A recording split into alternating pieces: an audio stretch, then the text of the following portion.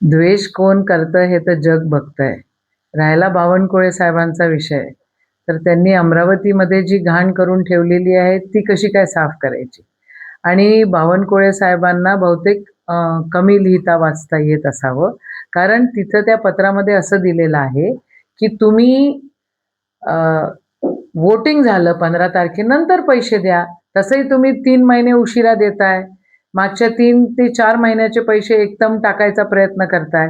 तर तुम्ही एवढा उशीर केलाय ना, तर मग वोटिंग झाल्यानंतर करा.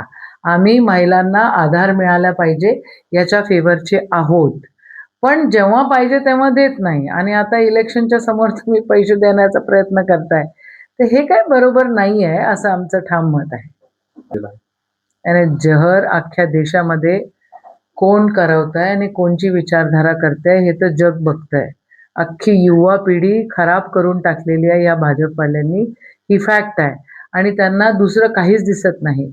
अमरावतीसारख्या आमच्या छोट्याशा आणि छानशा शहराला पण यांची नजर लागलेली आहे आणि त्यांना निवडणूक फक्त हिंदू-मुस्लिमवर न्यायची आहे. म्हणून त्यांचा गोंधळ सुरू असतो आणि जहर जहर जे तुम्ही म्हटलं, हे तर तेच ओकत असतात. रोज ओकतात, सतत ओकतात आणि इलेक्शन आलं की जास्त ओकतात.